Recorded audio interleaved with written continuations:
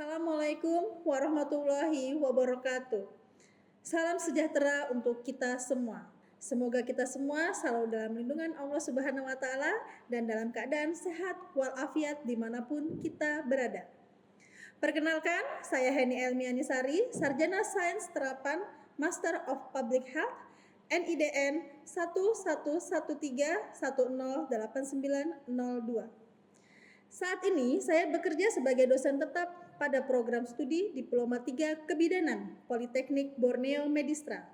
Izinkan saya pada kesempatan kali ini memaparkan pernyataan diri dosen dalam unjuk kerja Tridharma Perguruan Tinggi atau PDD UKTPT bidang pengajaran. Sebagai salah satu syarat untuk mengikuti sertifikasi dosen tahun 2025. Sesuai dengan kompetensi keilmuan yang saya miliki, yakni pendidikan kebidanan, saya mengampu beberapa mata kuliah diantaranya pengantar asuhan kebidanan masa nifas, asuhan kebidanan bayi baru lahir, neonatus, bayi, balita, dan anak prasekolah, dan asuhan kebidanan komunitas. Di sini saya akan menjelaskan terkait dengan mata kuliah yang saya ampu pada Prodi Diploma 3 Kebidanan, yakni asuhan kebidanan nifas. Pada materi ini, saya akan menjelaskan terkait deskripsi mata kuliah asuhan kebidanan nifas dengan bobot 3 SKS, 1 SKS teori, 2 SKS praktik dengan kode mata kuliah BD 205 dan terdapat di semester 3. Mata kuliah asuhan kebidanan nifas ini merupakan mata kuliah wajib serta mata kuliah lanjutan dari mata kuliah pengantar asuhan kebidanan.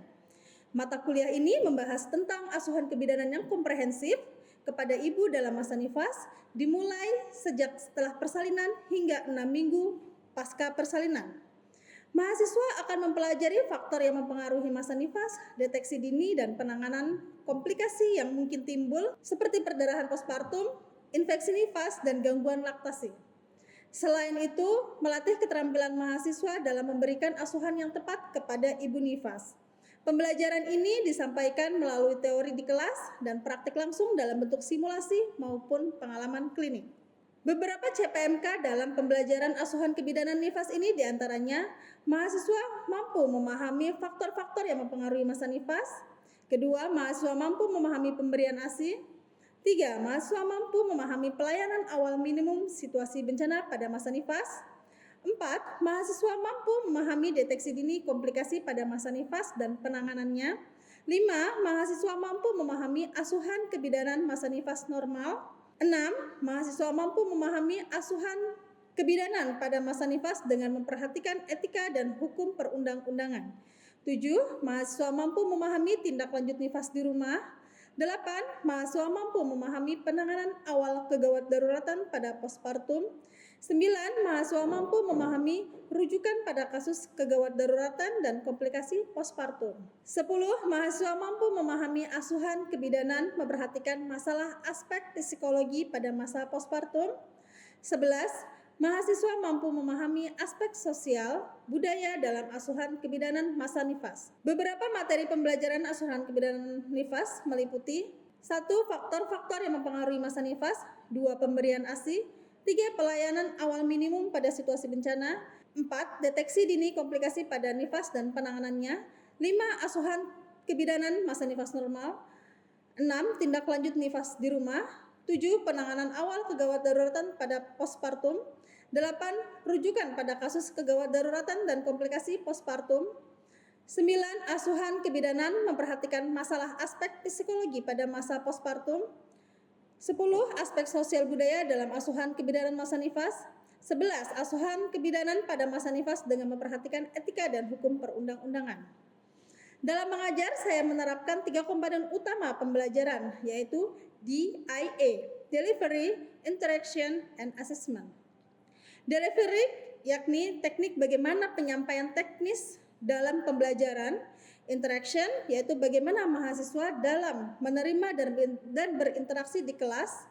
Assessment, yakni bagaimana saya menilai mahasiswa yang sudah disepakati dalam kontrak belajar di awal perkuliahan.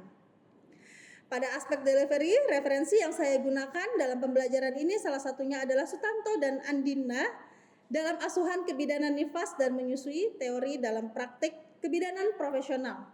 Ada dari Maritalia tentang asuhan kebidanan pada Ibu Nifas dan beberapa jurnal nasional maupun internasional. Metode yang digunakan dalam pembelajaran sangat bervariatif, di antaranya ceramah, diskusi kelompok, dan tanya jawab, kemudian ada studi kasus, role play, dan praktek laboratorium. Pada aspek interaction, saya berinteraksi secara langsung atau tatap muka di kelas dan memanfaatkan teknologi pembelajaran seperti Google Classroom. Dalam Google Classroom, saya menggunakan untuk sharing perangkat perkuliahan seperti RPS, kontrak belajar, dan juga materi pembelajaran.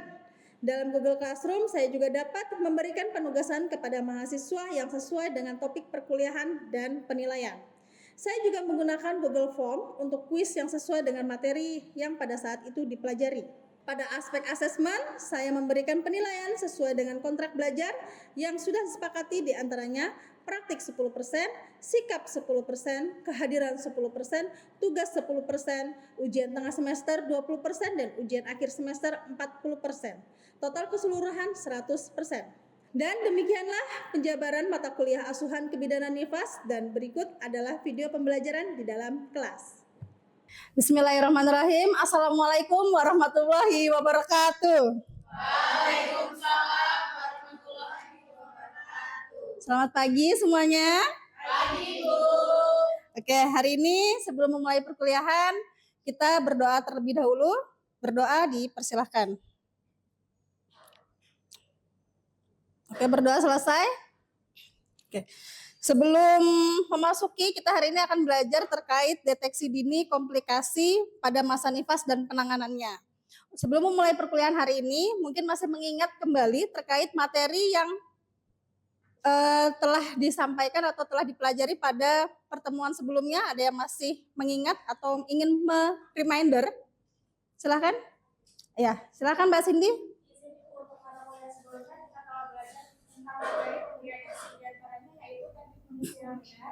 Kemudian ada misalnya menyusui pada pasien dengan bayi kondisi lagi apalatitis dan bayi bayi. Kemudian ada tanda bayi sufokasi, masalah dalam menyusui, dan beberapa hal yang mengganggu dalam proses menyusui. Oke, di pertemuan hari ini mungkin ada sedikit kaitannya dengan pertemuan sebelumnya. Namun pada pembahasan kali ini kita akan membahas terkait tentang deteksi dini komplikasi pada masa nifas serta penanganannya. Mungkin teman-teman semuanya di sini ada yang tahu terkait tentang deteksi dini apa yang terjadi pada masa nifas atau komplikasi penanganan ketika masa nifas. Boleh angkat tangan? Terkait apa? Ada perdarahan pervaginam, ya. Kemudian ada infeksi masa nifas. Selanjutnya ada sakit kepala atau nyeri epigastrik. Kemudian ada penglihatan kabur. Selanjutnya ada pembengkakan di wajah dan ekstremitas. Kemudian ada demam, muntah, dan rasa sakit ketika waktu berkemih. Dan ada payudara yang bengkak. Kemudian menjadi merah, panas, dan terasa sakit. Ya, ini yang kaitannya dengan materi pada pertemuan sebelumnya ya. Selanjutnya ada kehilangan nafsu makan dalam waktu yang lama. Kemudian ada pembengkakan pada daerah kaki, serta ada rasa sedih dan tidak mampu mengasuh bayinya dan juga diri sendiri. Nah, pada pembahasan kali ini kita akan berfokus kepada materi terkait tentang perdarahan pervaginam. Ada yang tahu apa itu perdarahan pervaginam? Perdarahan yang keluar melalui vagina, berapa cc biasanya?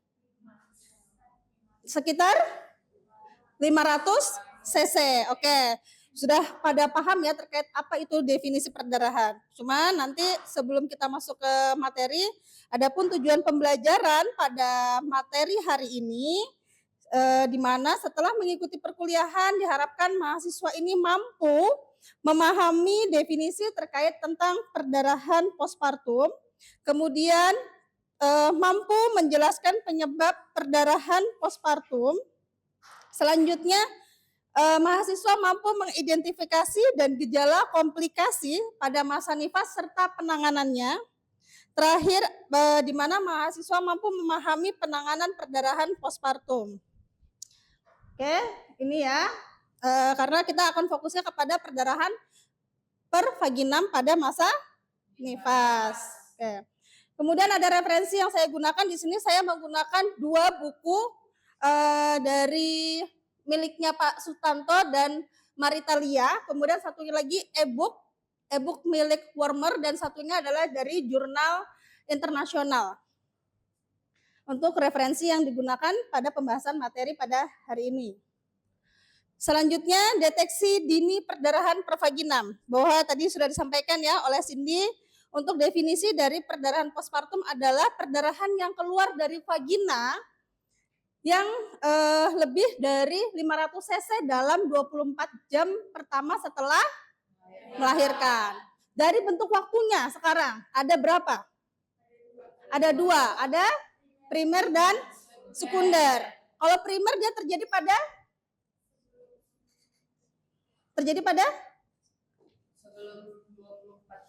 pada 24 jam pertama, ya. Itu berarti primer. Kalau sekunder, ya, setelah 24 jam pertama sampai 6 minggu pasca persalinan. Nih ya, dari segi waktunya bahwa perdarahan postpartum terbagi menjadi 2, primer dan sekunder. Oke. Penyebab dari perdarahan postpartum pada primer ada 4T. Apa aja T-nya yang pertama? Yang diketahui, T pertama ada tonus. Tonusnya, ya ingat, perdarahan persalinan primer berarti dia terjadi di dalam 24 jam pertama setelah persalinan, pada saat setelah persalinan. Ya, kalau misalnya dalam 24 jam pertama, berarti yang pertama penyebabnya adalah 4T. Ada tonusnya, kemudian tonus ini berkaitan dengan otot, kontraksi uterusnya. Kemudian ada tear-nya, berarti dia ada trauma jalan lahir. Ya. Kemudian yang ketiga, dia ada apa lagi? Tisunya. Ya, tisu itu berarti ada sisa-sisa plasenta, ya, terjadinya retensio plasenta. Nah, kemudian yang keempat adalah trombitnya, ya, ada kelainan pada pembekuan darah, ya. Ini 4T, tonus, ya, ada atonia uteri, kemudian trauma jalan lahir. Ada apa aja trauma jalan lahir? Laserasi vagina, kemudian luka episiotomi yang semakin membesar, hematom pada vagina, robekan servis, ruptur uteri, kemudian pada tisunya ada retensio plasenta, ya, ada sisa-sisa plasenta atau plasenta yang belum lahir. Selama berapa menit kalau retensio plasenta? 30 menit, ya. Kemudian ada trombit, adanya karena kelainan pembekuan darah.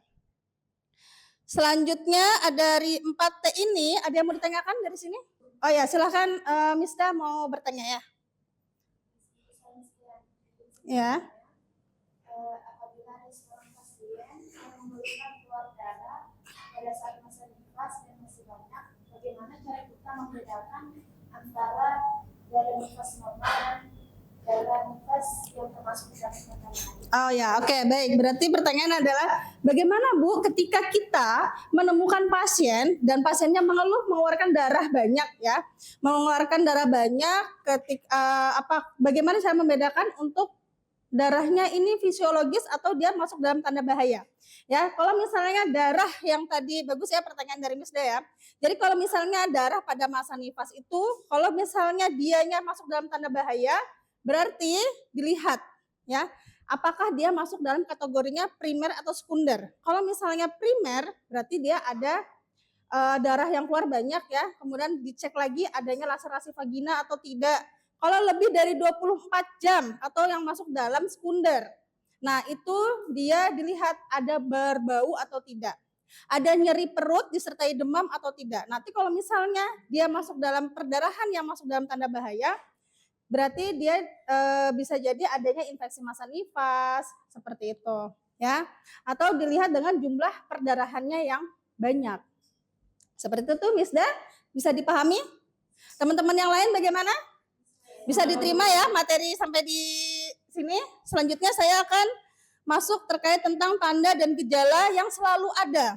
Jadi kalau misalnya pada perdarahan primer itu ada penyebabnya karena atonia uteri.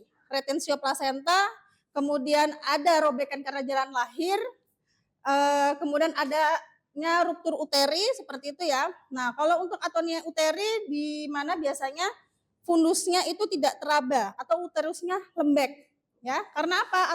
Atonia uteri apa? Tidak adanya kontraksi ya, harus tahu perbedaan antara kontraksi yang berlebihan dan tidak ada kontraksi. Kalau pada masa nifas berarti atonia uteri itu tidak ada kontraksi ya, uterusnya lemah atau tidak berkontraksi dan teraba lembek. Biasanya disertai dengan gejala shock.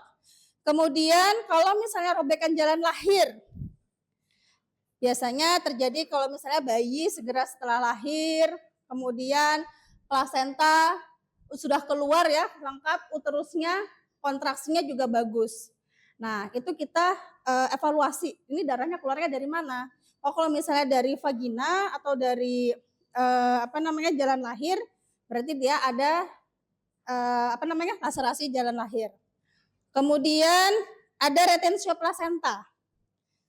Kapan dia dikatakan retensio plasenta? Plasentanya tidak keluar selama 30 menit. Ya, 30 menit setelah pemberian oksi yang kedua, plasenta tidak lahir, tidak keluar. Kemudian tidak ada apalagi tanda-tanda pengeluaran plasenta, ya. Oke, selanjutnya ada inversio uteri. Nah, apa tuh inversio uteri ya? Oke, itu tandanya biasanya fundusnya juga tidak teraba. Kemudian lumen vagina terisi massa. Karena apa? Karena uterusnya ke luar ya. Kemudian nyeri ringan sampai berat dan biasanya juga terjadi shock pada ibunya atau perdarahan ya. Kemudian yang terakhir ada ruptur uteri. Ruptur uteri ini biasanya kontraksinya kurang tegas dan terjadi perdarahan disertai dengan rasa nyeri juga. Begitu ya. Bahkan sampai shock pasiennya. Untuk penanganannya pada atonia uteri dilakukan apa? KBI dan KBE. KBI yang tangannya satunya masuk, tangan tenaga kesehatannya masuk di dalam ya, ke dalam introitus vagina. Kemudian kalau yang KBE dilakukan minta bantuan pada keluarga untuk menekan uterus dari luar ya. Ini contoh gambar untuk pelaksanaan KBI dan KBE. Selanjutnya adalah retensio plasenta yang tadi sudah disampaikan bahwa retensio plasenta ini tertahannya atau belum lahirnya plasenta sampai 30 menit setelah bayi lahir. Penanganannya dilakukan apa? Manual plasenta. Udah pada pinter ini. Oke, lanjutnya ini manajemen pelaksanaan pada retensio plasenta. Jadi ketika kita plasenta belum lahir, pastikan dulu nih kandung kemihnya kosong atau tidak. Kalau misalnya ternyata kandung kemihnya penuh, lakukan kateter ya. Kemudian setelah pemberian oksi yang pertama tidak ada tanda-tanda pengeluaran plasenta, kemudian pemberian oksi yang kedua 15 menit kedua berikutnya juga tidak ada, maka kita langsung lakukan manual plasenta. Setelah itu lakukan observasi, evaluasi ya pada persalinan keempat. Selanjutnya ini masuk ke manajemen pada ruptur atau adanya laserasi pada vagina. Jadi ini masih masuk ke dalam perdarahan primer. Nah, bagaimana caranya kita melakukan evaluasi atau kita penanganan pada perdarahan robekan pada dinding vagina. Yang pertama kita eksplor dulu nih ya, adanya stosel pada lokasi pada vaginanya. Oh, kita eksplor dulu, kita tentukan lokasi di mana ada laserasinya. Kemudian yang kedua, setelah itu dievaluasi sumber perdarahannya ada di mana, kemudian lakukan klaim ketika kita sudah menemukan robekan dari vagina atau dinding vaginanya. Kemudian jika perdarahannya berada di derajat 1 ataupun derajat 2, maka kita langsung diapain? Heading ya. Tapi kalau derajat 3 dan 4 lakukan rujukan ya. Ingat ya, karena kalau misalnya derajat 3 dan 4 itu tidak boleh dilakukan di TPMB, di pelayanan mandiri. Jadi begitu ketika menemukan pasien dengan robekan derajat 3 dan derajat 4 langsung segera lakukan rujukan karena harus memerlukan anestesi yang lebih dan juga skillnya juga harus yang lebih tinggi dari yang memang tidak bisa dilakukannya di TPMB. Kemudian setelah itu kita lakukan pemantauan ataupun evaluasi ya, evaluasi pemantauan kala 4-nya. Kemudian itu untuk perdarahan primer. Ada yang mau bertanya lagi di perdarahan primer? Tidak ada. Kalau tidak ada, kita lanjut ke masuk ke perdarahan postpartum sekunder. Apa tadi definisi postpartum sekunder perdarahan? Perdarahan postpartum sekunder? Setelah 24 jam sampai dengan 6 minggu persalinan ya, pasca salin. Oke. Ini biasanya penyebabnya karena adanya sisa selaput plasenta, kemudian ada infeksi pada endometrium, kemudian terjadinya subinvolusi. Ya, rahimnya atau uterusnya itu kembali ke dalam keadaan normalnya itu lebih lambat ya. Terjadi subinvolusi uteri. Kemudian gejalanya. Ada apa aja biasanya? Perdarahannya lama ya.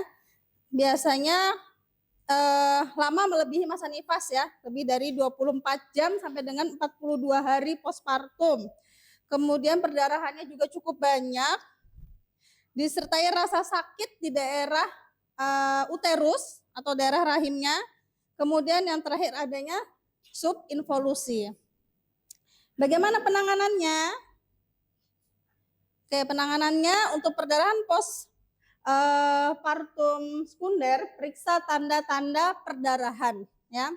Tanda perdarahan postpartum, gejalanya seperti apa? Apakah dianya ada lokeanya yang berbau busuk? Nah, itu sudah termasuk tanda-tanda infeksi ya. Jadi harus tahu perbedaan antara lokea normal dengan lokea yang berbau busuk. Dengan lokea yang patologis ya.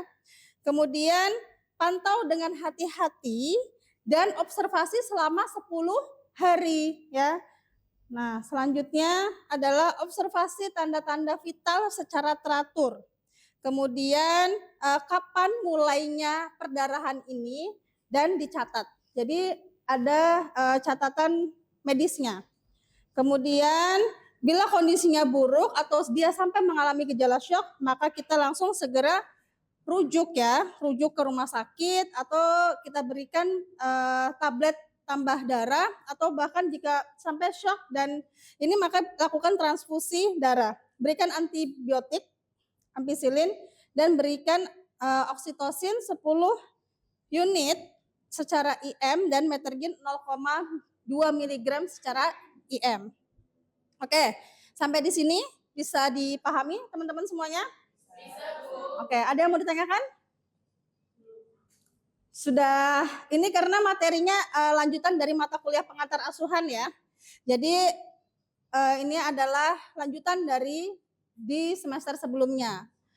Oke, selanjutnya kalau misalnya tidak ada yang mau bertanya, maka kita akan tugasnya adalah kita akan melakukan analisis kasus membentuk kelompok kecil, jadi bentuk 3 kelompok, silakan membuat lingkaran.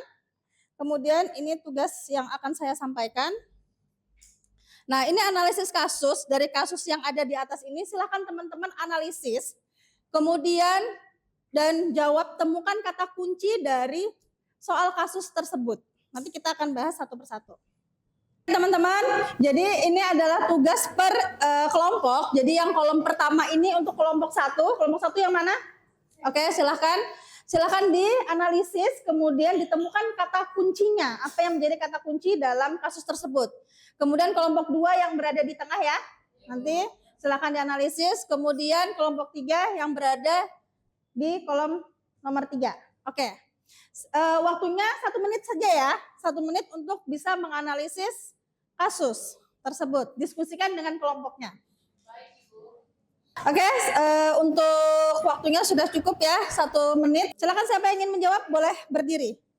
Jadi untuk jawabannya itu A, Ibu, robekan jalan lahir. Oke, kenapa? Kata kuncinya apa, Mbak? Karena baru melahirkan 20 menit yang lalu, Terus uterusnya berkontraksi keras, bulat, itu menandakan keadaan uterusnya dengan keadaan baik. Lalu untuk terdapat pendaran aktif di mukosa vagina dan kulit perineum. Jadi artinya di situ terjadi robekan jalan lahir. Ya, oke. Gimana? Yang lain sepakat atau tidak? Sepakat ya? Oke, ini berarti jawabannya dari seorang perempuan usia 22 tahun, P1A1 melahirkan 20 menit yang lalu. Hasil pemeriksaan KU kompos mentis, tekanan darah 100/70. Kemudian kata kunci yang ditemukan oleh kelompok adalah bahwa pasiennya ini baru saja melahirkan 20 menit yang lalu. Betul ya, tadi kata kunci yang sudah disampaikan oleh kelompok. Kemudian uterusnya berkontraksi, kemudian keras, bulat, plasentanya juga lahirnya lengkap. Kemudian terdapat perdarahan aktif di mukosa vagina dan kulit perineum. Ya, jawabannya adalah robekan jalan lahir. Kemudian untuk kelompok 2 silakan. Baik, yang pertama itu adalah dari hasil analisis kata kuncinya pada kala 4 fase observasi resiko perdarahan. Yang pertama adalah uterus sudah berkontraksi kuat, artinya itu bukan atonia uteri. Lalu yang kedua, plasenta keluar dengan lengkap juga, artinya bukan retensio plasenta. Dan yang terakhir adalah laserasi mencapai sphincter ani eksterna atau laserasi tingkat 3. Maka jawabannya adalah persiapan rujukan. Karena laserasi pada robekan perineum tingkat 3 hanya dapat dilakukan penjahitan di fasilitas rujukan dengan tenaga medis yang lebih kompeten. Oke, good ya Mbak Yulia, untuk kata kuncinya tadi udah sesuai ya, karena persalinan kala 4 dan di TPMB kata kunci yang didapatkan. Kemudian plasentanya sudah lahir lengkap, kontraksi kuat, dan TFU-nya juga 2 jari di bawah pusat.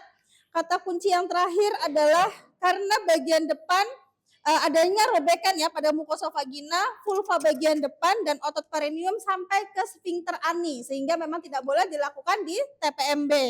Oke, selanjutnya kelompok 3. Soal nomor 3, kata kuncinya itu adalah plasenta tidak keluar selama 30 menit dari batas waktu normal yang seharusnya plasenta keluar. Dan di situ kenapa retensio plasenta? Karena sudah diberikan oksitosin yang kedua tetapi masih belum keluar. Oke, terima kasih Cindy. Berarti jawabannya adalah retensio plasenta. Ya, betul ya. Untuk kata kuncinya karena TFU-nya masih tinggi, setinggi pusat. Kemudian tampak tali pusat di introitus vagina dan sudah disuntikan oksitosin sebanyak 2 ampul. Ya, sehingga dan juga tidak ada tanda-tanda pelepasan plasenta. Sehingga di sini jawabannya adalah retensio plasenta. Oke? Sampai di sini ada yang mau ditanyakan? Jika tidak ada, maka saya akhiri ya perkuliahan hari ini. Untuk pertemuan minggu depan masih ada terkait tentang deteksi dini dan komplikasi serta penanganan pada masa nifas. Ya, masih ada infeksi vagina, kemudian tadi bengkak pada payudara dan seterusnya. Oke, jika tidak ada pertanyaan, maka saya akhiri perkuliahan pada hari ini. Sebelum saya tutup, saya bacakan dulu kutipan ya. Ada kutipan yang bagus dari Bell Kaufman yang mengatakan bahwa pendidikan itu bukan sebuah produk seperti gelar, diploma, pekerjaan, atau uang yang dihasilkan. Pendidikan itu suatu proses yang tak akan pernah berakhir. Sekian dari saya. Wassalamualaikum warahmatullahi wabarakatuh. Demikianlah video pembelajaran untuk mata kuliah Asuhan Kebidanan Nifas pada Prodi Diploma 3 Kebidanan. Semoga memberikan manfaat yang sebesar-besarnya. Akhir kata, wassalamualaikum warahmatullahi wabarakatuh.